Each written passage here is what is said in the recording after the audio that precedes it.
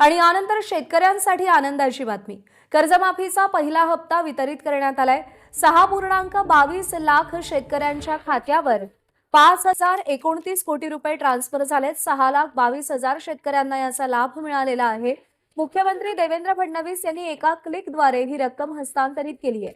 आधार प्रमाणीकरण पूर्ण झालेल्या शेतकऱ्यांच्या कर्ज खात्यांवर ही रक्कम थेट जमा करण्यात आलेली आहे। मला अतिशय आनंद आहे की आपण अहिल्यादेवी होळकर, पुण्यश्लोक अहिल्यादेवी होळकर शेतकरी कर्जमाफी योजना जी घोषित केली होती, त्या योजनेच्या अंतर्गत आषाढीला आपण पहिली यादी घोषित केली होती। घोषित केलेली यादी ही आपण सर्व ग्रामपंचायतींना पाठवली आणि अगदी सिंपल अशा पद्धतीनं जे काही शेतकरी आहेत त्यांनी केवळ जाऊन आधार ऑथेंटिकेशन करायचं, कुठलाही अर्ज नाही किंवा कुठल्याही प्रकारचे इतर गोष्टींची आवश्यकता नाही। अशा पद्धतीनं ॲग्रीस्टॅक नंबर आणि आधार ऑथेंटिकेशन करून त्यांची खाती नील करायची, अशा प्रकारचं आपण काम हातामध्ये घेतलं होतं। आज जवळपास 5,029 कोटी रुपये हा पहिला हप्ता 6,22,207 शेतकऱ्यांच्या खात्यामध्ये गेला आहे आणि ही खाती नील झालेली आहेत। मध्यंतरी काही गैरसमज असे झाले होते की आमच्यावरचं कर्ज जास्ती दिसतंय आणि आमच्या नावावर अप्रूव्ड पैसे कमी आहेत। त्याचं कारण जे काही NPAवर लावलेलं व्याज होतं, त्या व्याजामुळे ते जास्त दिसत होतं। बँकांनी ते व्याज रद्द केल्यामुळे आता अकाउंटमधले पैसे आणि शासनाने त्यांच्या अकाउंटला भरलेले पैसे, म्हणजे कर्जाचे पैसे अकाउंटमधले आणि शासनाने भरलेले पैसे हे सारखे असल्यामुळे ही अकाउंट नील झालेली आहेत। आता रोज मोठ्या प्रमाणात ही अकाउंट्स येत आहेत। अशी व्यवस्था केलेली आहे की जसे जसे अकाउंट्स येतील, ऑथेंटिकेट होतील, तसं तसं त्या खात्यांमध्ये पैसे जातील। अजूनही म्हणजे जवळपास हे 18-19 लाख अकाउंट जे आहेत याची प्रोसेस चालली आहे। 12 लाख अकाउंट जे आहेत हे बँकांना परत पाठवलेले आहेत, कारण बँकांनी त्यात चुका केलेल्या आहेत। बँकांनी हे सांगितलं आहे की साधारणपणे आठवड्याभरामध्ये तेही अकाउंट सुधारून आम्ही परत करू। त्यामुळे मला असं वाटतं की आता हे जे काही सगळे अकाउंट्स आहेत हे सगळे क्लिअर होऊन आणि त्याच्यामध्ये पैसे टाकण्याची सुरुवात झालेली आहे। पुढच्या काळामध्ये सगळे जेवढे अकाउंट्स ऑथेंटिकेट होतील त्या सगळ्या अकाउंट्समध्ये पैसे टाकून आपल्या शेतकऱ्यांना कर्जमाफीचा पूर्ण जो काही बेनिफिट आहे हे आपण त्या ठिकाणी देणार आहोत। आता रोज जसे जसे अकाउंट येतील तसे तसे पैसे भरले जातील।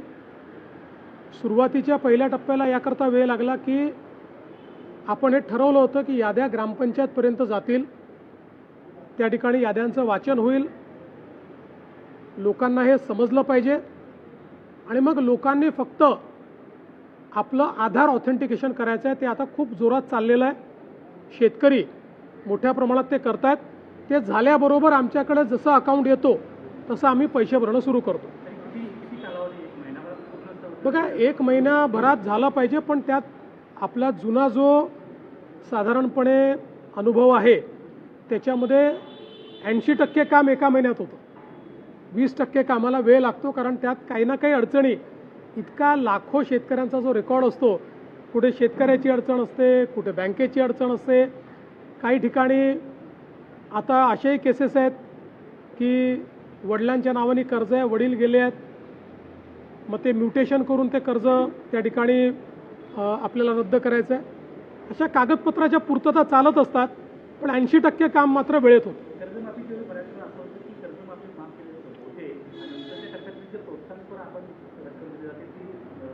आम्ही याच्यामध्ये 2च टप्पे केलेले आहेत। पहिल्या टप्प्यामध्ये आम्ही सगळे कर्जमाफीचे पैसे भरतो आणि दुसऱ्या टप्प्यात आम्ही प्रोत्साहनचे पैसे देणार आहोत. दुसरं कर्ज मिळण्यासाठी शेतकऱ्यांना अडचण येणार नाही असं म्हणायचं? बिलकुल अडचण येणार नाही. सगळ्या बँकांनी सांगितलं आहे. काही अशाही पद्धतीनं अफवा पसरवल्या जात आहेत की OTS झाला आहे त्यामुळे सिबिल तुम्हाला लागेल. असं कुठेही नाही. यात कुठलंही OTS नाही आहे. फक्त लावलेलं जास्तीचं व्याज हे रद्द केलेलं आहे. बाकी पूर्ण पैसे सरकार भरते. त्यामुळे कुठल्याही शेतकऱ्यावर सिबिलची अट लागणार नाही आहे. जे 12 लाख अकाउंट बँकेने परत पाठवले आहेत त्यामध्ये कोणत्या कुठल्या प्रकारच्या त्रुटी आहेत म्हणजे पुढचे जे येणारे टेक्निकल त्रुटी आहेत. काही ठिकाणी अकाउंट दुबार आलेले आहेत. त्यामुळे ते 2 अकाउंट आहे की 1 अकाउंट आहे हे पाहावं लागणार आहे. काही ठिकाणी नंबरचा मिसमॅच आहे.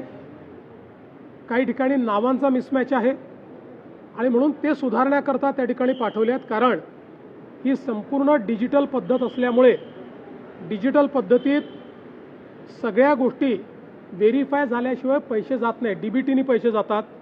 त्यामुळे सगळ्या गोष्टी व्हेरीफाय कराव्या लागतात. म्हणून या छोट्या छोट्या चुका आहेत त्या बँका ऑथेंटिकेट करून देणार आहेत. कुंभमेळा आढावा संदर्भात देखील बैठक पार पडलेली आहे. दुसरीकडे राज ठाकरे नाशिकमध्ये जाऊन यांनी टीका केली आहे की कुंभमेळ्याची सर्व कामं जी आहेत ती गुजराती करणार. आपल्याला या संदर्भात गिरीश महाजनांनी स्पष्टपणे सांगितलं आहे. तथापि मी पुन्हा एकदा सांगतो, एकतर गुजरातचे दिले वगैरे सपशेल खोटं आहे. पण काही असू शकतात. आपल्याकडे देशामध्ये आणि कुठल्याही राज्यामध्ये कंत्राटं देताना त्या व्यक्तीची जात पाहता येत नाही, त्याची भाषा पाहता येत नाही, त्याचा धर्म पाहता येत नाही, त्याची बिड कॅपॅसिटी किती आहे, त्याचं क्वालिफिकेशन काय आहे, कंपनी बघायची असते, कंपनीच्या मागे कोण आहे हे बघितलं जात नाही. मला या गोष्टीचं समाधान आहे की जे काही या ठिकाणी टेंडर दिले गेलेले आहेत हे अतिशय कॉम्पिटिशनने दिले आहेत. ते बिलो दिले गेलेले आहेत आणि 3 प्रकारचे क्वालिटी चेक्स हे त्याच्यावर लावण्यात आलेले आहेत. त्यामुळे क्वालिटी चेक झाल्यानंतरच त्या ठिकाणी पैसा मिळणार आहे. आता पाहिजे असेल तर या कंपन्यांच्या मागचे जे काही मराठी लोक आहेत त्यांची नावं आपण पाठवून देऊ. पण मला असं वाटतं की अशा पद्धतीनं आपल्याकडे पद्धतच नाही. आपल्याकडे ज्यांची बिड कॅपॅसिटी असते, जे क्वालिफाय होतात ते टेंडर भरतात. नाशिकच्या खड्ड्यांबाबत सुद्धा निर्देश तुम्ही दिले आहेत. गेल्या काही दिवसात आणि आज आम्ही MNGLच्याही लोकांना बोलवलं होतं.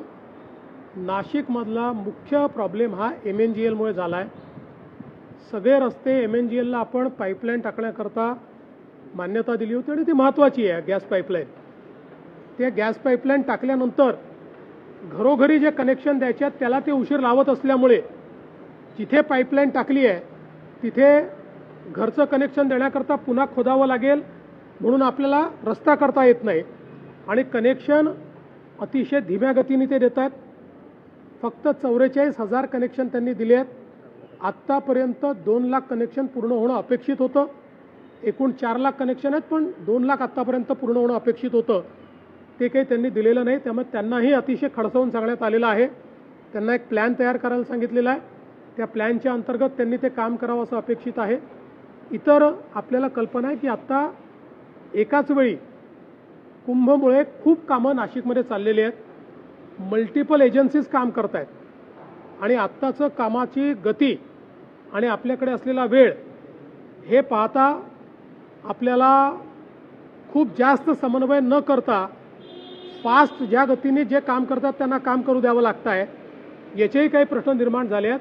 तथापि महानगरपालिकेला सूचना दिलेल्या आहेत. त्यांनी सायनेजेस लावले पाहिजेत, बोर्ड लावले पाहिजेत.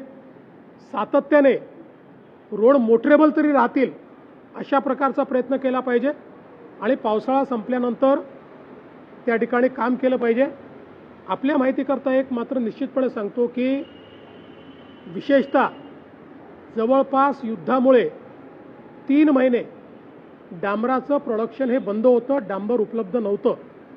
आता मी विशेष पत्र केंद्र सरकारच्या सगळ्या कंपन्यांना दिलं आहे आणि कुंभमेळ्याकरता डांबर राखून ठेवावं त्याची क्वांटिटी पण आपण दिली आहे. आम्ही ॲडव्हान्स पैसे आपल्याला द्यायला तयार आहोत. आमच्याकरता ते राखून ठेवावं अशा पद्धतीची विनंती त्यांना केली आहे.